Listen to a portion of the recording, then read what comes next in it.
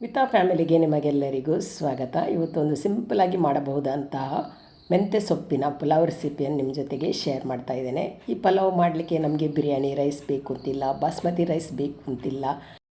Ration ಅಕ್ಕಿಯಿಂದ ನಾವು ಇಷ್ಟು ಒಳ್ಳೆಯ ರುಚಿಕರವಾದ ಈ ಮೆಂತ್ಯ ಸೊಪ್ಪಿನ ಪಲಾವ್ ಹೇಗೆ ಮಾಡೋದು ಅಂತೇಳಿ ನೋಡೋಣ. ಇದಕ್ಕೆ ನಾನು ಸ್ವಲ್ಪ ಇಲ್ಲಿ ಸ್ಪೈಸಸನ್ನು ತೊಗೊಂಡಿದ್ದೇನೆ. ಹೂವು, ಚಕ್ಕೆ, ಲವಂಗ, ಏಲಕ್ಕಿ ಹಾಗೂ ಬಡಶೆಪ್ಪನ್ನು ತೊಗೊಂಡು ಇಲ್ಲಿ ಸ್ವಲ್ಪ ನಾನು ಲೋ ಫ್ಲೇಮಲ್ಲಿ ಇದನ್ನು ಫ್ರೈ ಮಾಡ್ತಾ ಇದ್ದೇನೆ. ಆಮೇಲೆ ಇದಕ್ಕೆ ಒಂದು ನೀರುಳ್ಳಿಯನ್ನು ಕಟ್ ಮಾಡಿ ತೊಗೊಂಡಿದ್ದೇನೆ, ಅದನ್ನು ಹಾಕ್ತೇನೆ. ಈ ನೀರುಳ್ಳಿಯನ್ನು ಕೂಡ ಇವಾಗ ಸ್ವಲ್ಪ ಫ್ರೈ ಮಾಡಿಕೊಳ್ಬೇಕು. ಹಸಿ ವಾಸನೆ ಹೋಗುವ ತನಕ ಫ್ರೈ ಮಾಡಿಕೊಂಡಾದಮೇಲೆ ಅದಕ್ಕೆ ಕ್ಯಾರೆಟು, ಟೊಮೆಟೊ, ಕಾಯಿಮೆಣಸು ಇದನ್ನೆಲ್ಲ ಹಾಕಿ ಸ್ವಲ್ಪ ಫ್ರೈ ಮಾಡಿಕೊಳ್ಬೇಕು. ಇಲ್ಲಿ ಕ್ಯಾರೆಟನ್ನು ನಾನು ಸಪೂರವಾಗಿ ಕಟ್ ಮಾಡಿ ತೊಗೊಂಡಿದ್ದೇನೆ. ಹಾಗೆಯೇ ಇದನ್ನು ಇವಾಗ ಸ್ವಲ್ಪ ಫ್ರೈ ಮಾಡಿಕೊಳ್ತಾ ಇದ್ದೇನೆ. ಈ ಥರ ಫ್ರೈ ಮಾಡೋದ್ರಿಂದ ಈ ಕ್ಯಾರೆಟ್ ಕೂಡ ಸ್ವಲ್ಪ ಬೇಯ್ತದೆ, ಹಾಗೆಯೇ ಇದರ ಹಸಿ ವಾಸನೆ ಕೂಡ ಹೋಗ್ತದೆ. ಹಾಗಾಗಿ ಇಲ್ಲಿ ನಾನಿವಾಗ ಫ್ರೈ ಮಾಡ್ತಾ ಇದ್ದೇನೆ. ಇವಾಗ ನಾನು ಇದಕ್ಕೆ ಕ್ಲೀನ್ ಮಾಡಿಟ್ಟಂತಹ ಮೆಂತ್ಯ ಸೊಪ್ಪನ್ನು ಹಾಕ್ತಾಯಿದ್ದೇನೆ. ಇಲ್ಲಿ ನೋಡಿ, ನಾನು 1 ಕಪ್ ಆಗುವಷ್ಟು ಮೆಂತ್ಯ ಸೊಪ್ಪನ್ನು ಸಪೂರವಾಗಿ ಕಟ್ ಮಾಡಿ ತೊಗೊಂಡಿದ್ದೇನೆ, ಅದನ್ನು ಹಾಕ್ತೇನೆ. ಈ ಮೆಂತ್ಯ ಸೊಪ್ಪನ್ನು ನಾವು ಈ ಎಣ್ಣೆಯಲ್ಲಿ ಕಾಯಿಸಿದಷ್ಟು ಇದರ ಕಹಿ ಅಂಶ ಹೊರಟೋಗ್ತದೆ. ಹಾಗಾಗಿ ನಾವು ಚೆನ್ನಾಗಿ ಇದನ್ನು ಫ್ರೈ ಮಾಡಿಕೊಳ್ಬೇಕು.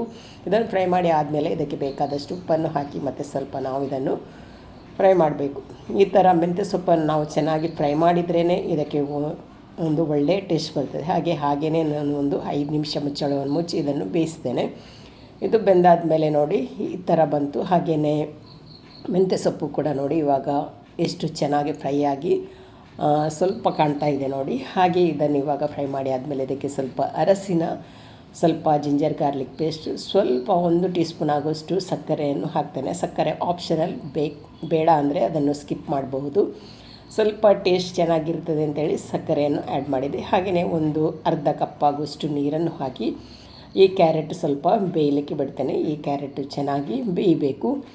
ಈ ಪುಲಾವ್ ಮಾಡಲಿಕ್ಕೆ ನಾನು ರೇಷನ್ ಅಕ್ಕಿಯನ್ನು ಮೊದಲೇ ಬೇಯಿಸ್ಲಿಕ್ಕೆ ಇಟ್ಟಿದ್ದೆ. ಈ ರೇಷನ್ ಅಕ್ಕಿಯನ್ನು ನಾವು ಜಾಸ್ತಿ ಬೇಯಿಸಿಕೊಳ್ಬಾರ್ದು, ಮುದ್ದೆ ಆಗಬಾರ್ದು, ಸ್ವಲ್ಪ ಉದುರಾಗಿರಬೇಕು. ಹಾಗಾಗಿ ಆ ಥರ ನಾನು ಈ ರೇಷನ್ ಅಕ್ಕಿಯನ್ನು ಬೇಯಿಸ್ಲಿಕ್ಕೆ ಇಟ್ಟಿದ್ದೇನೆ. ಇವಾಗ ನೋಡಿ ಇದೆಲ್ಲ ಫ್ರೈ ಆದಮೇಲೆ ಇದಕ್ಕೆ ಬೇಯಿಸಿಟ್ಟಂಥ ರೇಷನ್ ಅಕ್ಕಿಯನ್ನು ಹಾಕ್ತೇನೆ. ನೋಡಿ ಎಷ್ಟು ಉದುರಾಗಿದೆ ನೋಡಿ, ಈ ಥರ ಇರಬೇಕು. ಈ ಥರ ಇದ್ದರೆ ತುಂಬಾ ಒಳ್ಳೆಯದಾಗ್ತದೆ, ಮುದ್ದೆ ಆಗಬಾರ್ದು. ರೇಷನ್ ರೈಸಲ್ಲಿ ಕೆಲವೊಮ್ಮೆ ರೇಷನ್ ರೈಸ್ ಬೆಂದಾಗ ಮುದ್ದೆ ಆಗಿಬಿಡ್ತದೆ. ಮುದ್ದೆ ಆದರೆ ಈ ಪಲಾವ್ ಅಷ್ಟು ಒಳ್ಳೆಯದಾಗೋದಿಲ್ಲ. ಈ ಥರ ನೋಡಿ ಉದುರಾಗಿದ್ದರೆ ತುಂಬಾ ಚೆನ್ನಾಗಾಗ್ತದೆ. ಹಾಗೆಯೇ ಇದೊಂದು ಆರೋಗ್ಯಕರವಾದ ಒಂದು ಪಲಾವ್ ಅಂತ ಹೇಳ್ಬೋದು. ಮೆಂತ್ಯ ಸೊಪ್ಪು ತುಂಬಾ ಒಳ್ಳೆಯದಲ್ವಾ ಆರೋಗ್ಯಕ್ಕೆ. ಹಾಗೆ ಈ ಥರ ಮಾಡಿದ್ದೇನೆ. ನೀವು ಕೂಡ ನೋಡಿ ತುಂಬಾ ಹಣ ಕೊಟ್ಟು ಈ ಬಿರಿಯಾನಿ ರೈಸ್ ತಂದು ಈ ಥರ ಪುಲಾವ್ ಮಾಡೋದ್ರ ಬದಲು ರೇಷನ್ ಅಕ್ಕಿಯಿಂದ ಈ ಥರ ಸಿಂಪಲಾದ ಒಂದು ಪುಲಾವನ್ನು ಮಾಡಿ ನೋಡಿ, ತುಂಬಾ ಟೇಸ್ಟ್ ಆಗ್ತದೆ. ಹಾಗೆಯೇ ಇವತ್ತಿನ ಈ ಒಂದು ಸಿಂಪಲಾದ ಪಲಾವ್ ರೆಸಿಪಿ ನಿಮಗೆ ಇಷ್ಟ ಆಗ್ಬೋದು ಅಂತ ಅಂದ್ಕೊಳ್ತೇನೆ. ಇಷ್ಟ ಆದರೆ ಲೈಕ್ ಮಾಡಿ, ಶೇರ್ ಮಾಡಿ, ಅದೇ ರೀತಿ ಸಬ್ಸ್ಕ್ರೈಬ್ ಮಾಡೋದರ ಮೂಲಕ ನನ್ನ ಚಾನಲ್ಗೆ ಸಪೋರ್ಟ್ ಮಾಡಿ. ಇನ್ನೊಂದು ವಿಡಿಯೋದೊಂದಿಗೆ ನಾಳೆ ಸಿಗ್ತೀನಿ. ಅಲ್ಲಿ ತನಕ ಬಾಯ್. ವಿಡಿಯೋ ನೋಡಿದ ನಿಮಗೆಲ್ಲರಿಗೂ ಧನ್ಯವಾದಗಳು.